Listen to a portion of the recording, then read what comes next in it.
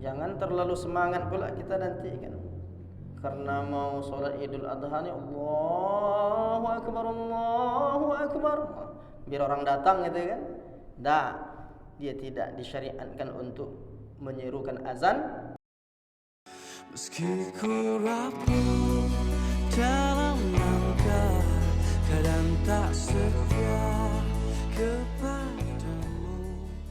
Malam hari ini kita bertemu kembali seperti biasa ba'da maghrib di hari Ahad. Kita mengaji seputar ibadah yang kita laksanakan, dan di bulan-bulan ini pembahasan kita lebih banyak terfokus pada ibadah yang kita laksanakan di bulan Zulhijjah. Sudah kita bahas hal-hal terkait tentang kurban, dan kali ini kita akan fokuskan pula pada solat Idnya, solat Idul Adha, atau kita lihat persamaan dan perbedaan solat Idul Fitri dan solat Idul Adha ini, insyaallah. Allahumma salli ala sayyidina Muhammad wa ala ali sayyidina Muhammad. Assalamu alayka ayyuhan nabiy wa rahmatullah. Assalamu alayka ya Rasulullah. Jamaah yang dimuliakan Allah Ta'ala, kata Id sebetulnya artinya kembali. Jadi kalau disebut dengan Idul Fitri, kembali kepada kesucian, fitrah. Tapi ada juga ulama yang menyebut fitrun itu dari futur, berbuka. Sebelumnya puasa, sebelumnya memang tidak puasa, masuk bulan Ramadan, lalu berpuasa, setelah itu kembali berbuka, futur. Itu makanya doa Allahumma laka sumtu wa bika amantu wa ala rizqika aftartu, futur, berbuka. Nah, ada juga pemahamannya kembali. Kembali itu maksudnya kembalinya berulang setiap tahun. Berulang setiap tahun, sebagaimana juga Idul Adha.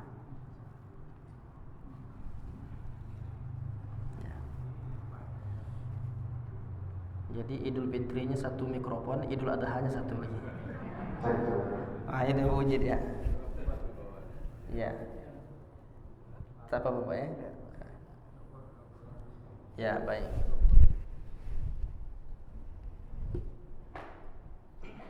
Baik, kita lanjutkan. Nah, kata Idul Adha, Idul Adha itu kembali, arti aslinya kembali menyembelih maksudnya. Adha itu udhiyah. Cuma kalimat yang sering populer di negeri kita ni bukan udhiyah, susah nyebutnya. Akhirnya disebutkan kurban. Kurban itu lebih umum sebetulnya. Tapi kalau kita sebut kajiannya tentang fikih udhiyah, itu yang tepat bahasa Arabnya. Tapi ketika diistilahkan dengan bahasa kita, agak berat lidah menyebutnya. Fikih udhiyah apa itu?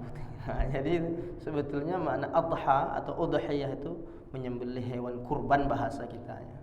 Walaupun ada ayat idz taqarraba qurbanan, ketika Habil dan Qabil disuruh untuk mempersembahkan apa yang dia miliki, untuk memilih salah satu dari saudarinya yang akan dinikahinya. Maka yang satu kebetulan dia memelihara kambing, domba, kemudian dia persembahkan di hadapan Allah. Yang satu lagi karena dia petani, dia persembahkan pula hasil pertaniannya. Nah, itu singkat cerita tentang istilah kurban yang terdapat dalam Al-Quran. Tapi untuk masalah kurban yang kita pahami menyembelih hewan ini di hari Idul Adha, di hari raya Adha ini, sebetulnya lebih tepatnya udhiyah. Tapi tetap boleh istilah itu, asal jangan disebut korban. Kalau kita nyebut korban, hari raya korban, siapa yang dikorbankan? Kurban dari kata qarib. Qarib artinya dekat.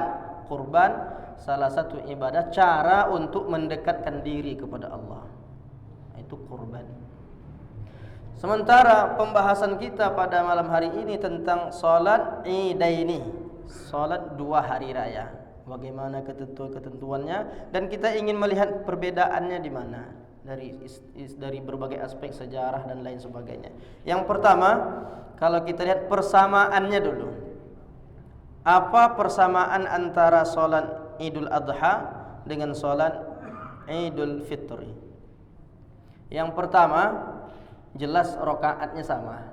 Kalau cerita tentang salatnya, sama-sama 2 rakaat, dan sama-sama rakaat pertamanya takbirnya 7 kali di luar takbiratul ihram.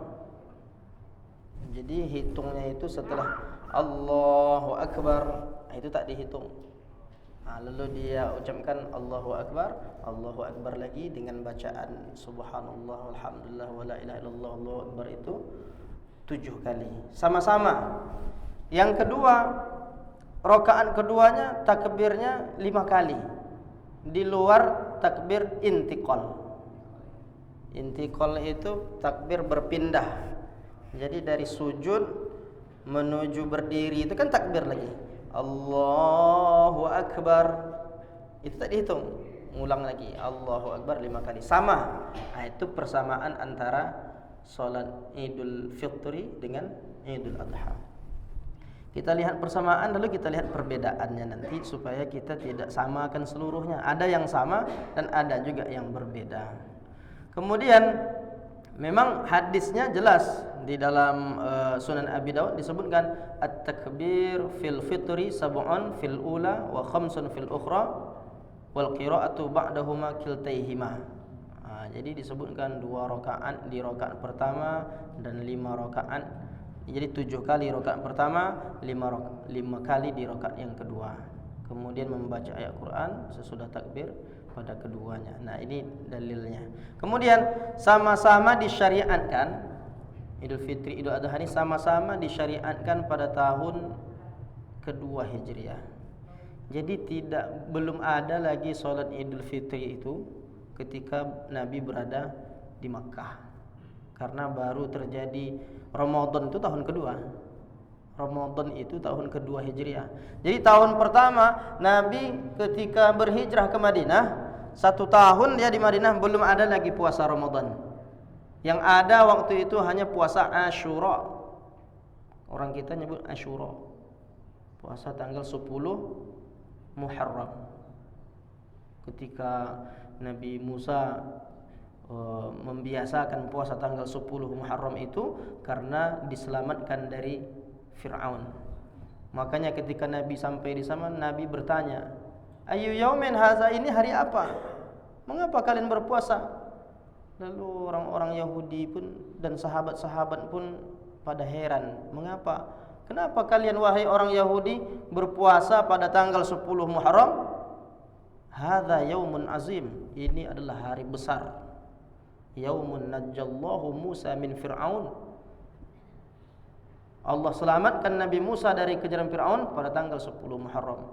Lalu orang Yahudi pun berpuasa pada tanggal 10 Muharram. Lalu kata Nabi, "Nahnu ahaqqu bikum bi Musa." Kami lebih berhak berpuasa tanggal 10 ini. Nah, jadi di awal itu bahkan sejak berada di Makkah Nabi sudah puasa, tapi puasanya puasa tanggal 10 Muharram itu.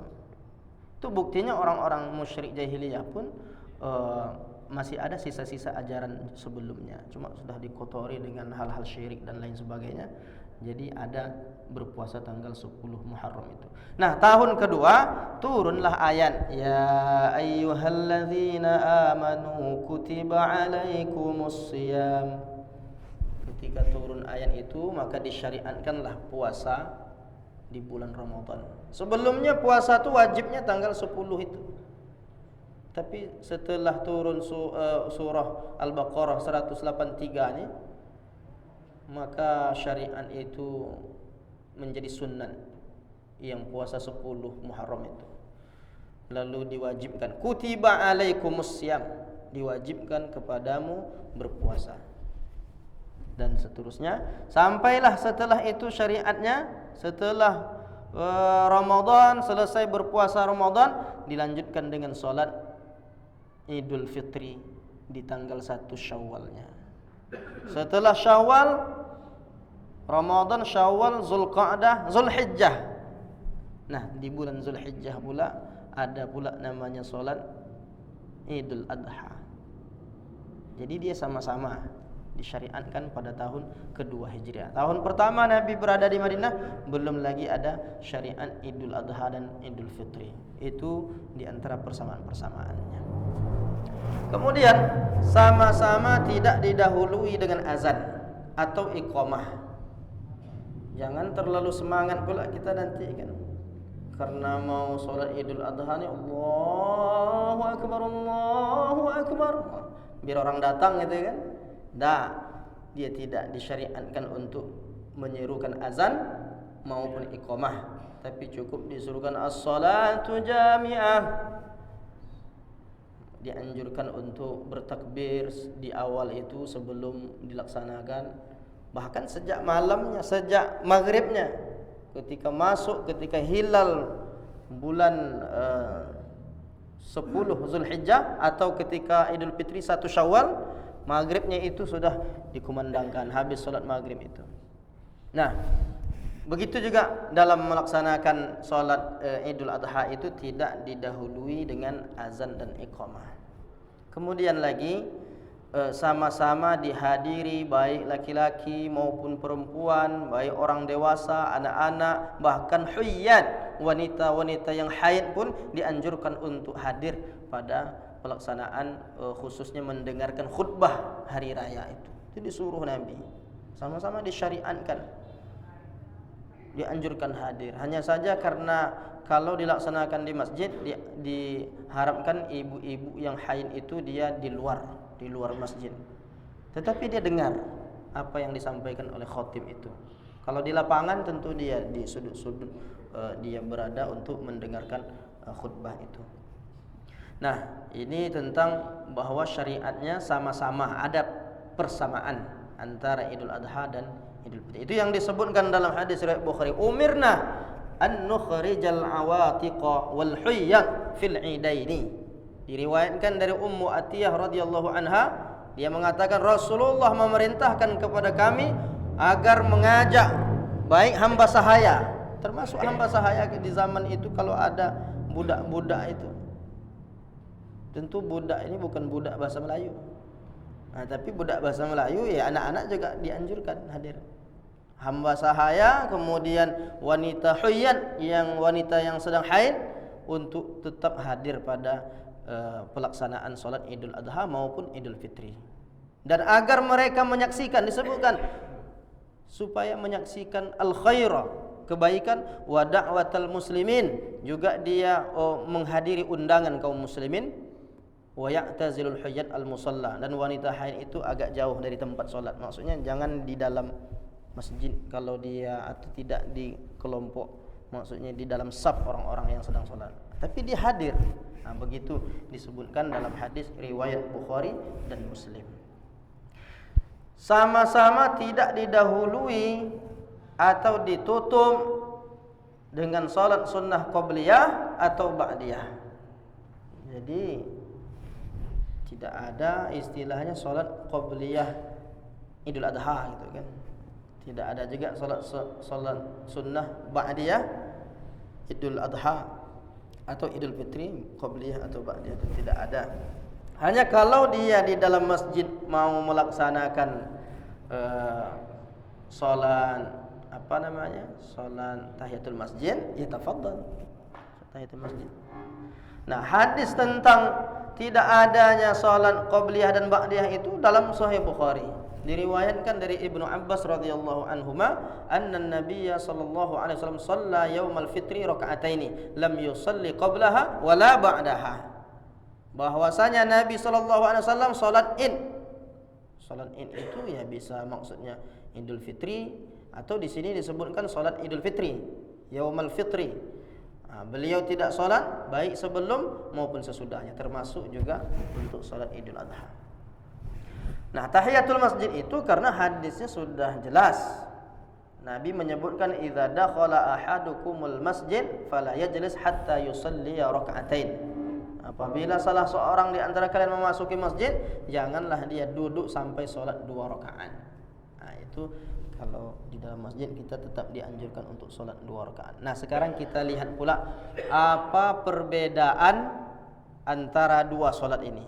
Kalau pertama tadi kita lihat persamaan-persamaannya, sekarang apa pula perbedaan antara salat Idul Adha dengan salat Idul Fitri?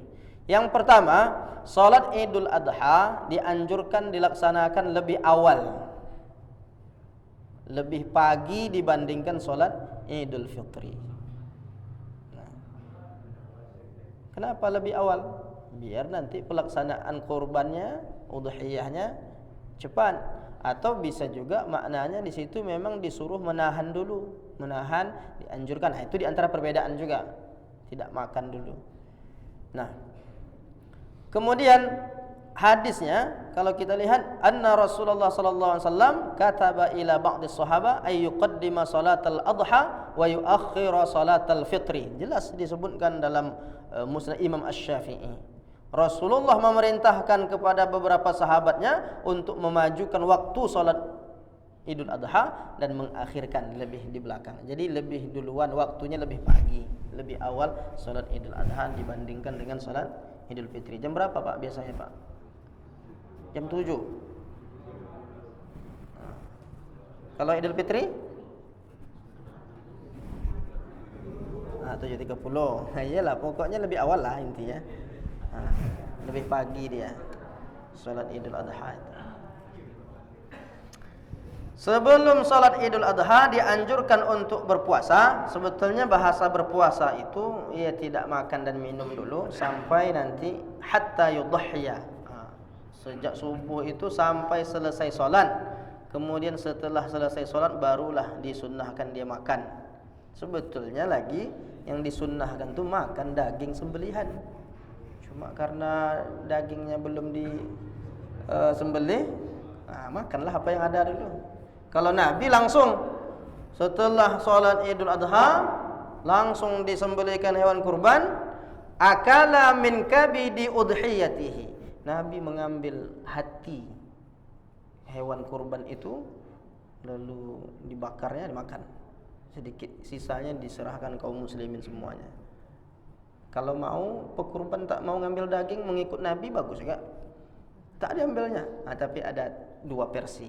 Satu kalau yang Nabi langsung praktekkan itu, tapi ada juga ketentuan Nabi membaginya sepertiga, thuluthuhu li ahli baitihi untuk keluarganya, kemudian li jiranihi, karib tetangga, jiran tetangga semuanya, kemudian lagi khusus untuk fakir dan miskin itu.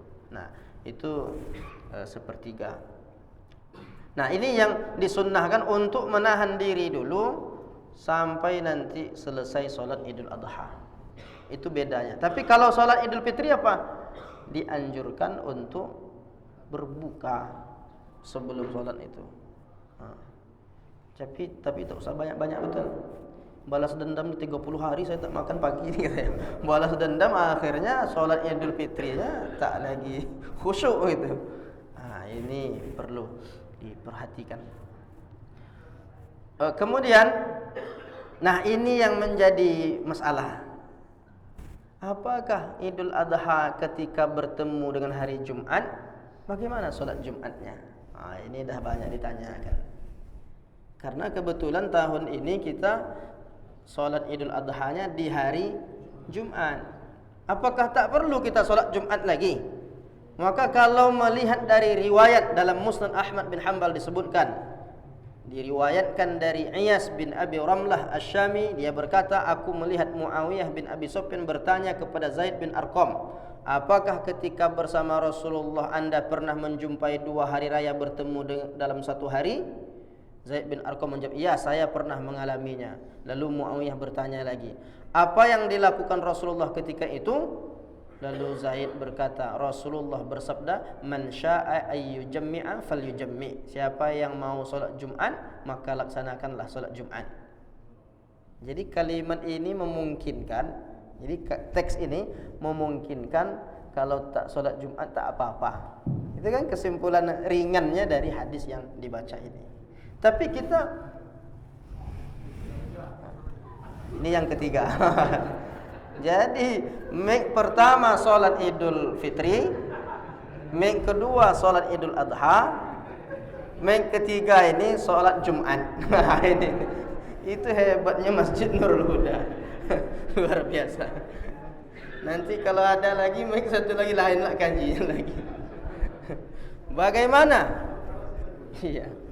Salat Jumat di hari raya, baik hari rayanya Idul Fitri maupun hari rayanya Idul Adha.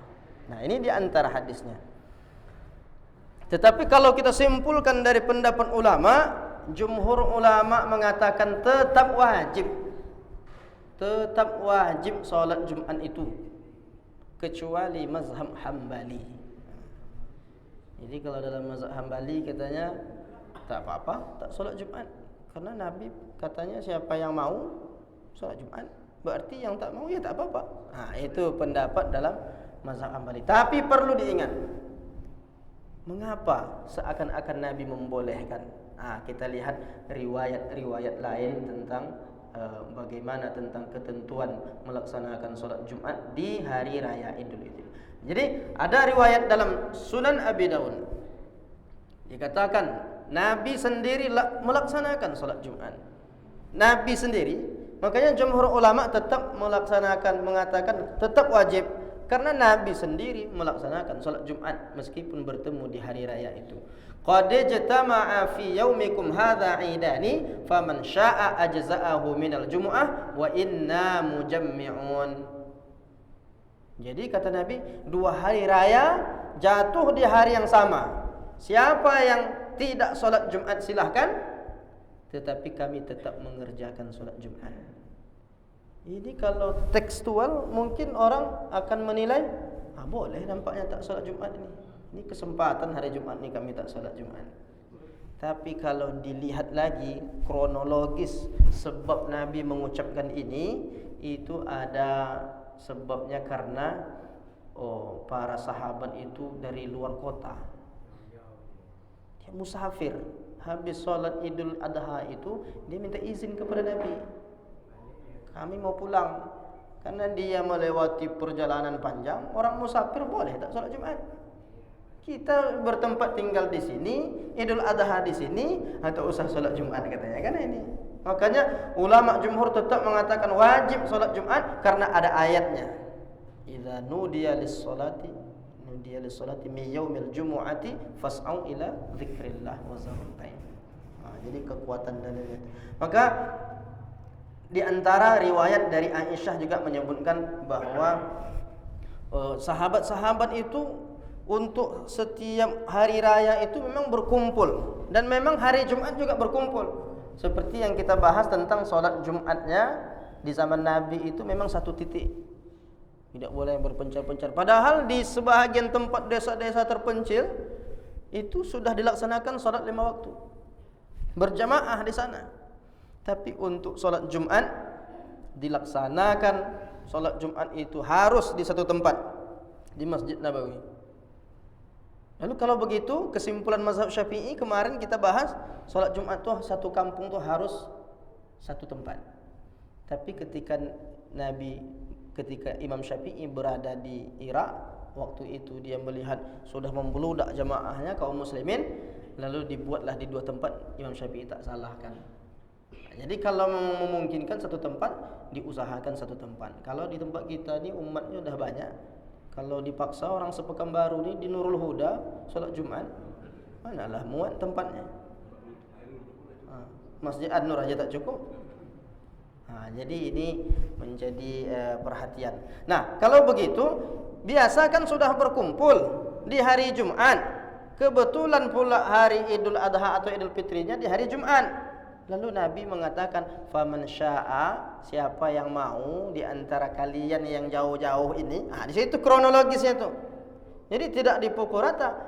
Tapi karena dalam mazhab itu dipilih kalimatnya umum, kan tak disebut yang musafir.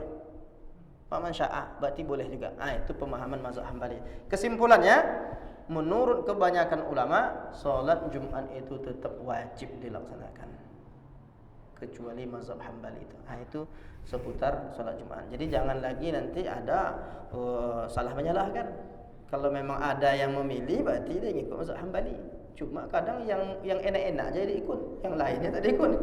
Nah, itu kan masalah itu. Nanti dalam kasus yang lain mana lagi yang paling ringan? Diikut lagi. Itu yang tak boleh.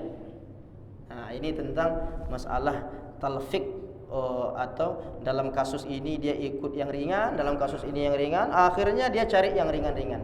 Islam itu mudah, tapi jangan dimudah-mudahkan. Semua dimudah-mudahkan. Jadi ada hal-hal tertentu, maka sebahagian ulama itu salah satu cara untuk mengambil kesimpulan ada lebih baik mengikut kebanyakan ulama. Itu diantara penjelasan ulama. Ada perbedaan pendapat, lebih utama mengikut kebanyakan jumhur ulama. Tetapi andaikan tetap mengikuti ya, konsisten dia dan dia yakini itu dalilnya kuat, maka itu tidak menjadi masalah bagi dia. Nah, itu kajian kita tentang, jadi inti kajian kita perbedaan dan persamaan antara salat Idul Adha dan salat Idul Fitri.